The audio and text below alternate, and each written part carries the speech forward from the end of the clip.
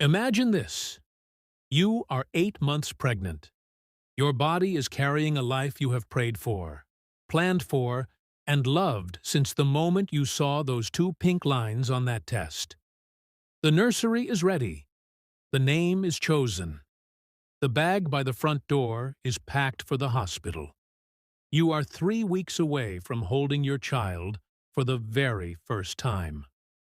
And on an ordinary Tuesday afternoon, in your own kitchen, in the house you share with the man you married, the unthinkable happens. Not from a stranger. Not from someone who has no connection to your life. From the person who was supposed to be family. From the woman who raised the man you love. And when you hit the floor screaming, your hands instinctively covering your stomach to shield the baby inside you, your husband hears you from the very next room. He hears every word of it. He hears the pain in your voice. And he laughs. That laugh, that single, cold, deliberate laugh, is the sound this entire story is built around. And it is the sound that changed everything. Because what Patricia Hayes did not know, what her son Marcus did not stop to remember, and what not one single person in that house understood on that Tuesday afternoon, was exactly who they were dealing with. They thought they knew Dr. Serena Mitchell. They thought they had her completely figured out. The quiet wife, the accommodating daughter-in-law, the woman who never raised her voice, never made a scene, it never pushed back no matter how many times she had been pushed. They had spent 2 full years testing her limits. Slowly, deliberately. The way you test ice before you put your full weight on it. And every single time, Serena held. Every time she smiled. Every time she let it go. What they never once stopped to ask, what neither of them ever thought to wonder, was why. Why does a woman that powerful stay silent? Why does a woman who has built what she has built, who knows what she knows, or who carries the connections she carries, why does she keep smiling and say absolutely nothing? The answer is not what you think. And by the time this story is over, all the way to its end, you will understand that Serena Mitchell was never the victim in the way that Patricia and Marcus imagined her to be. She was never weak. She was never without a plan. She was never without options. She was waiting. She was watching. She was building a case so airtight, so methodically constructed over 24 months, that when the moment finally arrived, when Patricia finally went too far, all Serena had to do was pick up the phone. One call. That is all it took. One call from a hospital bed, 3 days after the attack, 8 months pregnant and burned, to a number that most people in this country will never have saved in their contacts. See, and that one call set in motion a chain of events that would strip Patricia Hayes of her freedom for the rest of her natural life, send Marcus to federal prison for over 2 decades, and expose a conspiracy that had been in the making not for 2 years, not for 5, but for nearly 15. This is not simply a story about a terrible act committed against a pregnant woman. This is a story about what happens when powerful people underestimate the wrong person.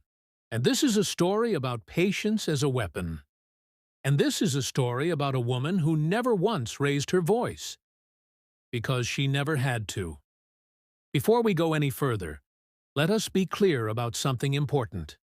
The names used in this story have been changed to protect the privacy of those involved and to respect the boundaries of ongoing civil proceedings.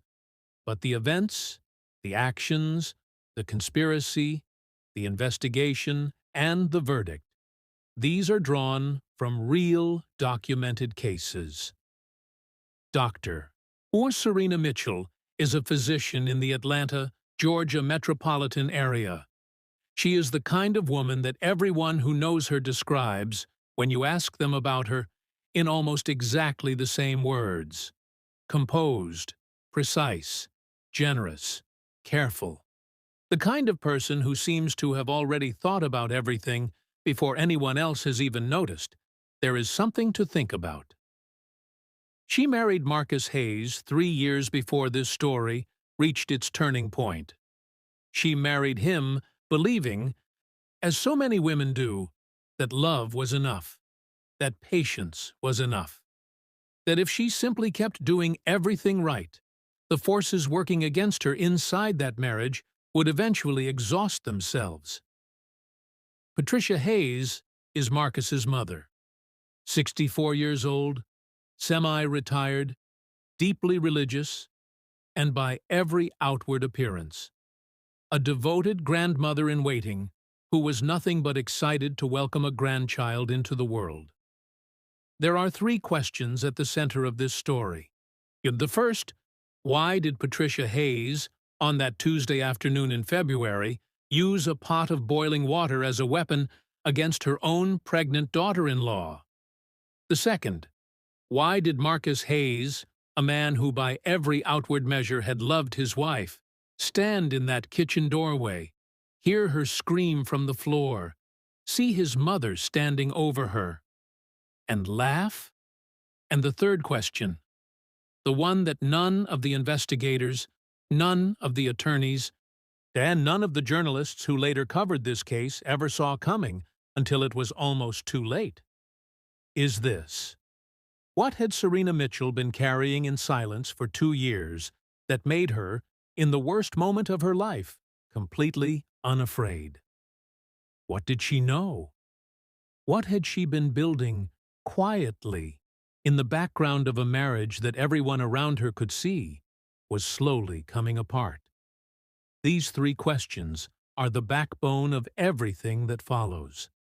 Stay with us, because every single answer will change the way you understand this story from its very beginning.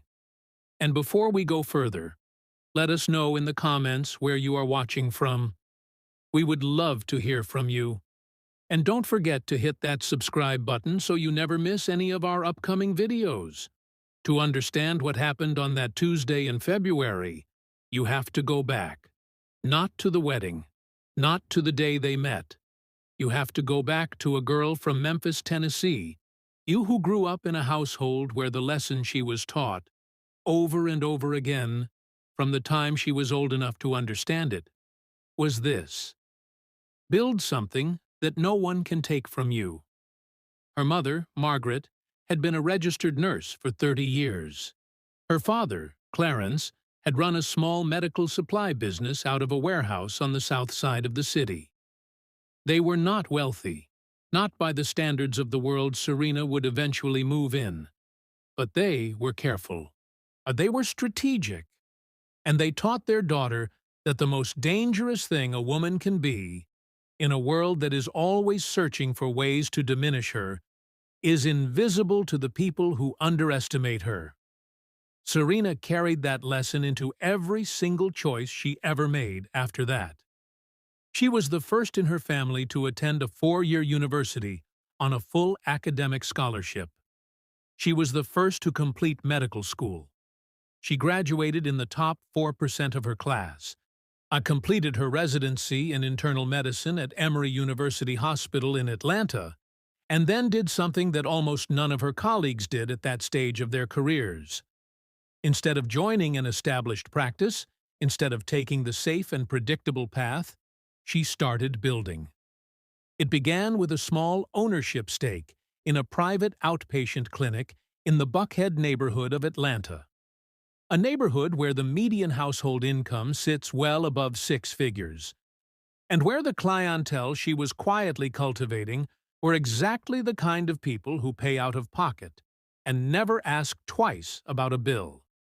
Within 4 years, she had expanded her stake. Within 7, she held a majority share. And within 10 years, through a series of real estate transactions and equity arrangements that she had never once discussed publicly, not even with close friends, Dr. Serena Mitchell had become the silent majority owner of a multi-facility outpatient group with 3 locations across the greater Atlanta area. The name on the front of the buildings was not hers. That was intentional. The parking spaces did not read reserved for Dr. Mitchell. Also intentional. She walked those hallways like any other physician on staff. She wore her white coat, answered to her patients with the same warmth she had brought to medicine from the very beginning, and gave no outward indication to anyone who did not already know of the position she actually occupied. But make no mistake about what she was. She was not simply a doctor who worked there. She was the reason those buildings existed, and every member of the senior leadership team knew it. There is a particular kind of power in being underestimated. Serena Mitchell had understood that from childhood, and she had built an entire professional identity around it. And what she had not fully anticipated, what she could not have fully anticipated, was that she would eventually bring that identity home with her into a marriage, and that the woman on the other side of that marriage would one day decide that underestimating her was not enough. Marcus Hayes was 36 years old when he married Serena. Charming, well-dressed, the kind of man who walks into any room and immediately reads its social geometry. He had grown up in Marietta, Georgia, just outside Atlanta, in a household that revolved around one gravitational center: his mother. Patricia had raised Marcus largely on her own after his father left, when Marcus was 9 years old. She had worked 2 jobs. She had sacrificed things she made sure Marcus knew about, in the way that parents sometimes do. Not as complaint, but as quiet architecture. As the construction of an obligation that a child carries into adulthood without ever quite being able to name it. He owed her, and that was the unspoken contract of his entire life. And everyone who ever got genuinely close to Marcus eventually came to understand that before they understood anything else about him. His college roommate, years later, described it this way: "You could see there was a good man in there, underneath everything. But his mother had wrapped herself around the core of him so tightly that you could never quite reach who he actually was without going through her first." Patricia Hayes had been against her marriage from the beginning. Not loudly. Not in any way that Serena could have pointed to in those early months and said with any certainty, "Look, this is the shape of what is coming for me."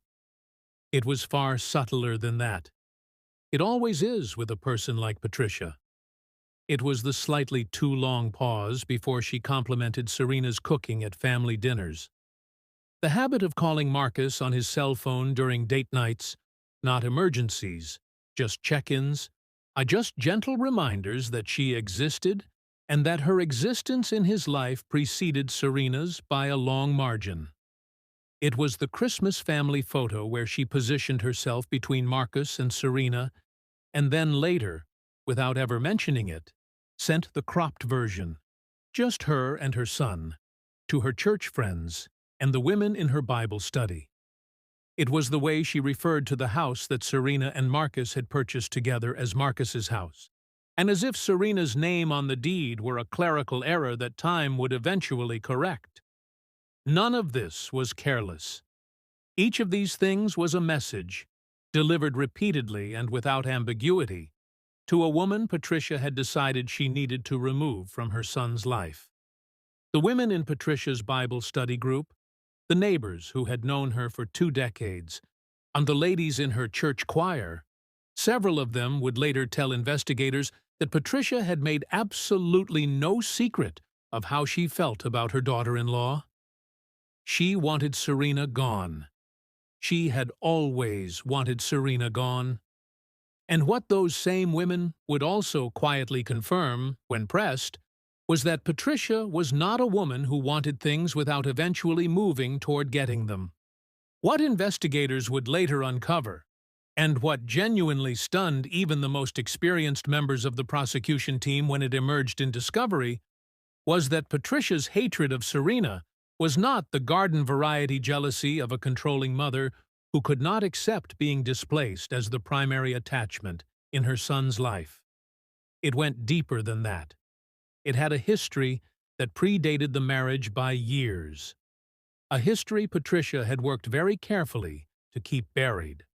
A history that, once it surfaced, reframed the entire case and transformed what had appeared to be a violent act of domestic impulse into something far more deliberate and far more premeditated than anyone had initially imagined. We will come back to that. But first, you need to understand what happened on the day of the attack.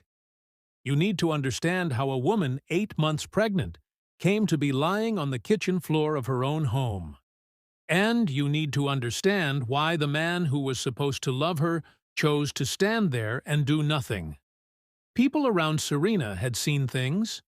Her closest friend from medical school, Dr. Christine Park, had been watching the dynamics of that household with growing alarm for the better part of a year before the attack.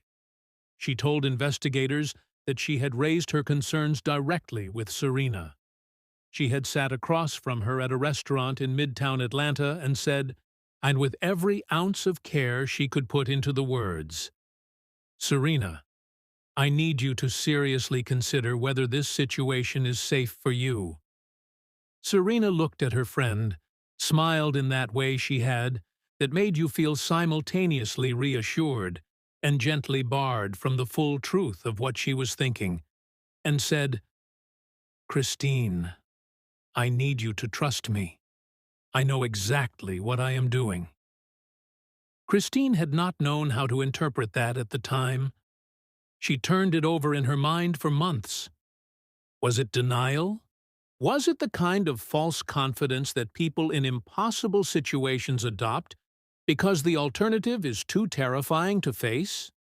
It was neither. But Christine would not understand that until much later. The housekeeper who had worked for Serena and Marcus for 14 months before quietly giving notice described a household that felt, in her words, like a place where someone was always watching and no one was ever saying what they actually meant. She described Marcus becoming quieter and more distant, more deferential to his mother in ways that shifted noticeably week by week. And she described Serena, through all of it, as someone who appeared not more frightened, but more calm, more deliberate, as if she were moving through those months with a purpose that had nothing to do with anything visible on the surface. February 14th, a Tuesday. The irony of the date was not lost on anyone who later covered this case. Valentine's Day, and the day built in the American imagination around love between people who are supposed to care for one another. Serena had woken up that morning feeling, by her own account in testimony, genuinely peaceful. She was 34 weeks pregnant. Her obstetrician had given her a clean bill of health at her appointment 6 days earlier. The baby, a girl, though Serena had decided not to tell anyone the gender, was measuring perfectly, positioned well, growing exactly as she should. And Serena had taken 2 weeks of leave from her practice. She had earned it. She had earned the right to sit by the window in the morning light with a cup of decaffeinated tea and feel, for a few hours at a time, like an ordinary woman waiting on her ordinary miracle. She called her mother, Margaret, that morning. They talked for 47 minutes, about nothing in particular, about names, about nursery colors, about whether the hospital bag was complete. It was the last ordinary conversation Serena would have for a very long time. Patricia arrived at the house at 11:47 in the morning. She had not called ahead. This was not unusual. She had long since stopped asking permission to enter what she considered, in some deep and unchallengeable part of herself, her son's home. Marcus was upstairs in his home office on a conference call that phone records later entered into evidence showed had started at 11:30. The housekeeper had been gone for weeks. Serena answered the door herself, wearing a light blue maternity dress, having been sitting in the living room reading. What followed in the 45 minutes between Patricia's arrival and the moment Serena was on the kitchen floor has been reconstructed through Serena's own testimony. The testimony of a neighbor who heard the aftermath through an open window. See, and through one critical detail that neither Patricia nor Marcus had thought to account for. A detail that would prove to be the single most important piece of evidence in the entire prosecution. We will come to that detail shortly. For now, understand this. Patricia walked into that house on that morning with a plan. She told Serena she knew things, that she had always known things, and that the life Serena believed she had built for herself was constructed on ground that Patricia was about to pull from underneath her. She told Serena she had consulted a lawyer. She told Serena that Marcus had signed documents Serena had never seen, documents with significant implications for the ownership of certain assets. And then she followed Serena into the kitchen. What happened next took less than 30 seconds. The water had been on the stove. Patricia had moved it there herself, under the pretext of making tea, a detail the prosecution would later argue was not incidental, but intentional. Not impulse, but preparation. Serena had her back to the stove. She was at the counter. She was turned away. She heard the sound of the pot. And then, in the moment before she could fully process what was happening, she felt it. She screamed. The sound, which her neighbor, Patricia Wilson, I described in testimony as something she had never heard in 22 years of living on that street, something that brought her immediately to her feet, filled every room in that house, including the home office upstairs, where Marcus was sitting, on a call. And according to the testimony of two colleagues who were on that conference call with him, Marcus made a sound when he heard his wife scream. Not a gasp, not the sound of a chair scraping back, a man on his feet, and a husband reacting to his pregnant wife in pain. The sound one of those colleagues described when deposed by the prosecution was this. He kind of laughed, like something surprised him.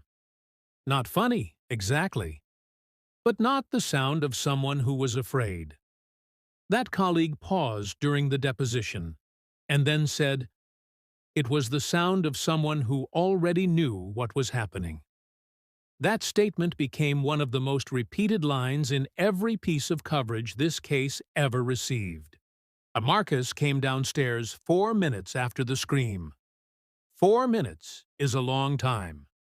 It is long enough for a woman on a kitchen floor to have reached her phone, dialed 911, and given her address in a voice that the dispatcher would later describe in an interview as the calmest voice she had ever heard from someone in that level of physical distress.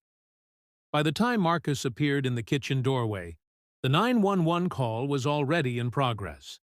Patricia was still in the room. She had not fled. She had not called for help. She was standing near the counter, quiet, according to the ambient sound captured on the recording. Marcus did not kneel beside his wife. He did not take the phone from her hand. What he said, in a voice low enough that it required 3 audio forensics experts to agree on the transcript but audible enough that all 3 of them did, was this: "I told you not to push her." And those 7 words became the foundation of the conspiracy charge that would follow. The paramedics arrived 9 minutes after the call was placed. Serena was conscious. Her burns covered a portion of her abdomen and her left forearm, which she had raised instinctively to shield herself. The paramedics' first concern was the baby. The fetal heartbeat was stable. Let that settle for a moment. Serena Mitchell was on a kitchen floor, burned, 34 weeks pregnant, and her body's first instinct had been to protect her child. When the paramedic asked which hospital she preferred, She gave a name without hesitation: Peachtree Regional Medical Center. He noted it. He did not, at that moment, understand why she said it with such certainty. He assumed it was her closest hospital, or a place she knew from her medical career. He did not know what he did not know, which was that Peachtree Regional Medical Center was not simply a hospital Serena was familiar with. Through 8 years of quiet investment, she held a controlling ownership interest in it. She was being carried through the doors of her own building, and every senior administrator in that facility knew it. The doctors who treated Serena that afternoon were not strangers to her. Dr. James Okafor, the attending physician who oversaw her emergency care, had sat across a conference room table from her 14 months earlier during a board review of quarterly financials. He knew exactly who was on the gurney being wheeled through his emergency department. He acted accordingly. Every burn was photographed, every measurement taken. Every notation in her chart was detailed and time-stamped with a precision that went beyond standard injury documentation. This was not because Serena directed him to document anything specific. Dr. Okafor would later testify that he simply understood. Based on 15 years of experience and on what Serena told him in the first coherent minutes of her examination, that he needed to do his job with absolute precision. He did. And what that documentation would come to represent, in the hands of the prosecution, was a forensic record so thorough and so complete that Patricia Hayes's own defense attorney would privately advise her to consider a plea deal within the very first week of discovery. While Serena was being treated, DeMarcus and Patricia were giving their statement at the house. The story they told the two responding officers was this: Patricia had been visiting. Serena had been in the kitchen. The water was heating on the stove. Serena, who was heavily pregnant and had been experiencing some issues with balance in recent weeks, had reached for something near the stove and accidentally knocked the pot. A terrible, frightening accident. They were devastated. Marcus said all of this with his hands folded in his lap and his eyes steady. Patricia nodded throughout. The responding officers filed the initial report as an accidental injury. No arrests, no detentions. Marcus and Patricia drove separately to the hospital, sat in the family waiting room for 2 hours, and were told that Serena was receiving treatment and had not yet given a statement to police. Serena was informed they were there. She asked the nurse to let them wait. She had things to do first. 3 days after the attack, while Serena remained admitted for monitoring, a man named Derek Holloway, a neighbor who lived 2 houses down, approached the detective assigned to the case and said he had information. He told her that a week before the attack, he had been walking his dog and heard, through an open window of Serena and Marcus's kitchen, a woman's voice. Serena's voice, he believed, threatening to destroy the family. He said the voice was angry, unlike anything he had heard from that house before. Detective Angela Reeves listened to every word of Derek Holloway's statement. She had been assigned to this case because her captain had read the incident report and felt, without being fully able to articulate why, that the accidental injury narrative did not hold. Angela Reeves had worked 15 years in family violence cases. She knew what a witness who arrived 3 days later with a perfectly timed story looked like. So she took the statement, and then she started pulling threads. She listened to the 911 recording 11 times. She reviewed the paramedic reports and compared them line by line against the initial incident report. She contacted Peachtree Regional Medical Center to arrange a formal interview with the attending physician, and was stopped mid-coordination by a detail that changed the temperature of the entire investigation. And the hospital's patient advocacy coordinator asked Detective Reeves to confirm that she understood she was investigating an incident involving one of the hospital's senior stakeholders. Reeves asked for clarification. The coordinator said, carefully, "Dr. Mitchell holds a significant ownership interest in this facility. We want our cooperation fully documented, given that context." Reeves drove to the hospital. She sat across from Dr. Okafor. She reviewed the documentation he had assembled, so she drove back to the precinct. She called her captain, and she said 4 words that redirected everything. She said, "This is not accidental." What the expanded investigation uncovered in the weeks that followed was a picture of the Hayes household that neither Marcus nor Patricia had ever imagined anyone would be capable of assembling. Because they had never imagined that the woman they had spent 2 years underestimating had spent those exact same 2 years quietly, methodically, building the very case that would take them down. The evidence came in layers. The first layer was Serena's phone records, which she voluntarily surrendered to the investigative team. Those records showed a pattern, or more precisely, a strategic absence, that told its own story. Serena had not once called Marcus during any of Patricia's visits in the 3 months before the attack. She had sent texts, short, factual, time-stamped. Patricia arrived at 2 p.m. Patricia left at 4:15 p.m. To no emotional language, no conflict, just documentation. Her attorney, when asked about this later, said something that was widely repeated in legal commentary. She was not documenting in anticipation of a lawsuit. She was documenting because she understood that the absence of documentation is itself a tool that abusers use against the people they abuse. She wanted a record. The second layer was the home security system. Marcus had told police the cameras had not been functioning on the day of the attack. A system error. But forensic technicians who examined the security hardware, seized under warrant, found something Marcus had not anticipated. The cameras had not malfunctioned. They had been manually disabled 2 days before the attack by a device registered to Marcus's cell phone. Through the remote access application that logs every action with a timestamp and a device identifier. And he had disabled his own cameras on February the 12th. His mother had arrived on February the 14th. The 2-day gap was not coincidence. It was operational. It was planned.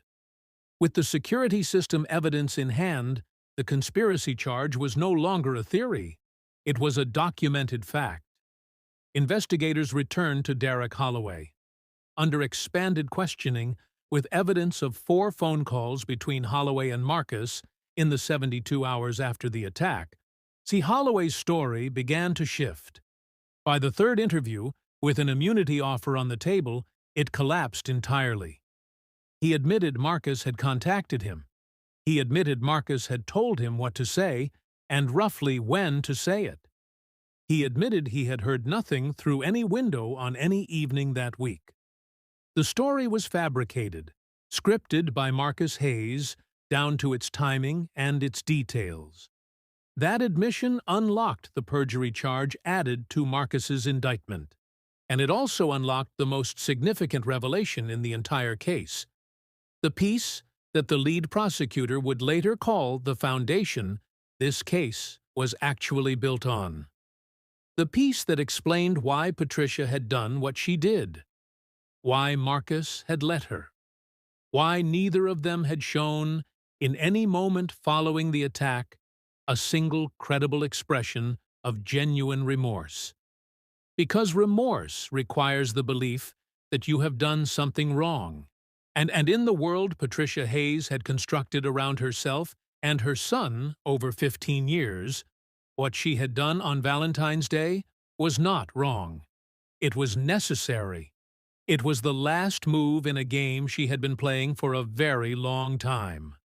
The only problem was, Serena had been playing the same game. And she had started earlier. It came out in discovery.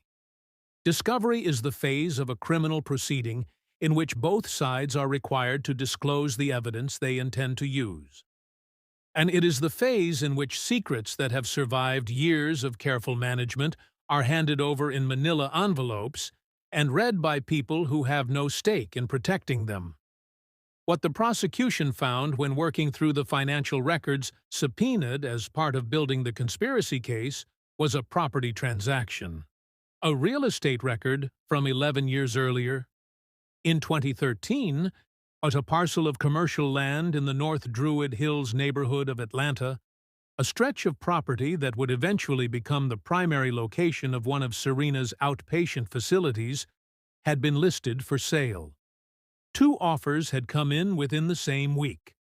The first offer was from a limited liability company whose registered agent was a name investigators initially did not recognize, and it took a paralegal on the prosecution team 3 days of cross-referencing corporate filings to surface the beneficial owner of that LLC. The name, when it appeared, stopped the room. Patricia Elaine Hayes. Patricia had tried to buy that land. She had tried to buy it 11 years earlier through a shell company designed specifically to obscure her identity as the buyer. Her offer had been competitive. It had been a serious bid. And it had been outbid by a 27-year-old medical resident named Serena Michelle Mitchell, who had used a portion of an inheritance from her father to make a cash offer that closed within 30 days. The implications of that finding were staggering. Patricia Hayes had not simply disliked Serena Mitchell as a daughter-in-law. Patricia Hayes had lost to Serena Mitchell in a financial transaction a decade before they ever met. She had watched from a distance as the young woman who had outbid her built something real and profitable on that land, something that grew, expanded, and was written about in local business publications, while Patricia's own ambitions had stalled. And then her son had brought that same woman home, had stood at the altar beside her, had given her his name, had told his mother that this was the woman he intended to spend his life with. Did Marcus know about the property history? And that was a question the prosecution spent considerable effort on. The answer they arrived at? Yes. Not from the beginning. But at some point in the first year of the marriage, Patricia had told him. She had told him who Serena was, not as his wife, but as the woman who had taken something from their family. And Marcus, the man who had filtered his entire adult reality through his mother's perception, had let that reframing happen, had allowed it to calcify into something harder and more dangerous, something that, on a Tuesday morning in February, he had decided to accommodate rather than stop. The trial of Patricia Hayes and Marcus Hayes began on the first Monday of October, 8 months after the attack. Serena's daughter, born healthy, 6 weeks after that February afternoon, in the hospital her mother owned, was sitting in the front row of the courtroom in the arms of Serena's mother, Margaret, when Serena took the witness stand. Patricia's defense team had spent the months between the arrest and the trial doing what defense teams often do when the evidence is overwhelming and the narrative is damaging. They tried to reframe the victim. They portrayed Serena as a calculating woman who had amplified the severity of her injuries to gain legal advantage. Marcus's attorneys argued their client was a man trapped between 2 women, not truly complicit in any plan.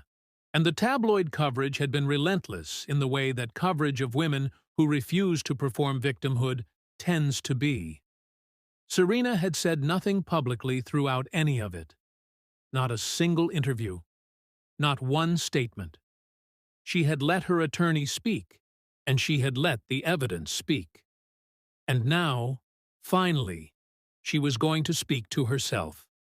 She took the oath in a dark blue suit. Her daughter was 7 months old.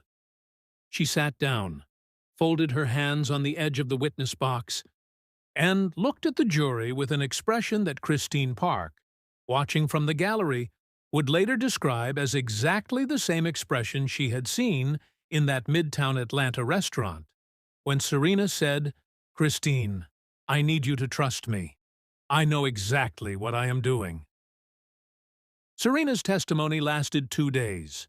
She was precise, composed, and in the moments where the jury needed to understand not just what had happened, but why, she was devastating. She walked the jury through the documented history of that household, through the security footage that did not exist because Marcus had erased it, through the phone records, through the financial history of the land that tied Patricia to 15 years of unresolved grievance. And then she did something the prosecution had not scripted and had not anticipated. She stopped. She turned from the jury to face Patricia directly. She held that eye contact for a moment that felt much longer than it was. And she said, "I stayed quiet for 2 years because I needed you to believe I was going to keep staying quiet. I was not quiet because I was afraid. I was quiet because I was building. And now everything I built is here in this room." The jury deliberated for 9 hours over 2 days. They returned a verdict of guilty on all counts. Patricia Hayes was sentenced to life in prison without the possibility of parole for the first 15 years. Marcus Hayes received 22 years on the conspiracy, obstruction, and accessory charges. Derek Holloway received 6 years for perjury and conspiracy to obstruct justice. Serena did not celebrate on the courthouse steps. This is worth saying plainly, because the way we tell stories about women and justice in this country tends to end with the image of the wronged woman triumphant. Fists raised, voice raised, the emotional release of vindication on full public display. Serena Mitchell walked out of that courthouse in the same dark blue suit she had worn to testify, her daughter on her hip, her mother on one side, and Christine Park on the other. She stopped at the microphones because she had asked to, briefly, to say one thing. I had a network of people who knew who I was, had a network of people who knew who I was and what I had built. And that made it possible for me to survive what happened in that kitchen and to make sure the people responsible were held accountable. I know that not every woman who has been where I was has those things. I think about those women every single day. Whatever I build from here, and I intend to keep building, will have those women at the center of it. That statement appeared in the Atlanta Journal-Constitution the following morning. It was read on 3 national broadcasts, and it became the founding philosophy of the Dr. Serena Mitchell Foundation for Survivor Advocacy, a nonprofit organization dedicated to providing legal, financial, and medical resources to survivors of family violence who lack the access to systems that had made her own survival possible. But the story does not end at the courthouse. Because 6 weeks after sentencing, something arrived at Serena's attorney's office that no one had seen coming. Something that would force Serena, and everyone who had followed this story closely, to sit with a question far more uncomfortable than the question of guilt. It came in a plain white envelope, on standard prison correspondence paper. The return address was Pulaski State Prison in Hawkinsville, Georgia, where Patricia Hayes had been transferred 43 days after sentencing. The letter was 4 pages, handwritten on lined prison issue paper. It was not an apology. Serena's attorney, Ellen Watkins, was clear about that distinction when she later described it publicly. Because the difference matters. Patricia Hayes did not apologize in that letter. She explained. And what she explained was something that no investigator had uncovered, no journalist had reported, no member of the jury had been told. Patricia Hayes wrote that she had once been where Serena had been. Not in those exact words, but that was the substance of it. She had been a young woman in a household where her own mother-in-law had treated her with a cruelty she had never in her life disclosed to a single person. Not to her son, not to her pastor, and not to the women in her Bible study who had known her for 30 years. She had buried it. She had covered it with religion, with authority, with the performance of a certainty she did not feel. And she had become, over 40 years, so thoroughly enclosed in the role of the woman who holds power in a family structure, who is never challenged, never displaced, that when Serena arrived, and simply, quietly, by virtue of who she was and what she had built, I represented all of that as a potential disruption, Patricia had not known any other response than the one she had learned as a young woman. Do to her what was done to you, before she can do it to you first. Near the end of the letter, Patricia wrote one sentence that Serena's attorney read aloud in its entirety during a subsequent interview, with Serena's permission. It was this: "I know what I am now. I became the thing that I was most afraid of. And I did it to someone who had done nothing to deserve it, except to exist in a way that reminded me of everything I was too frightened to face about myself." That sentence appeared on the front page of 3 newspapers. It was read into the record of a Georgia state legislative subcommittee debating an expansion of the definition of domestic violence under state law to include financially coercive and conspiracy-based family abuse. And it was cited by 2 legal scholars in law review articles published the following spring.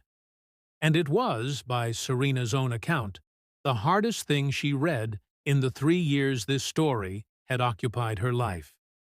Serena did not respond to the letter. She did not visit. She did not issue a public statement about it, despite significant pressure from media outlets who learned of its existence. She did not forgive.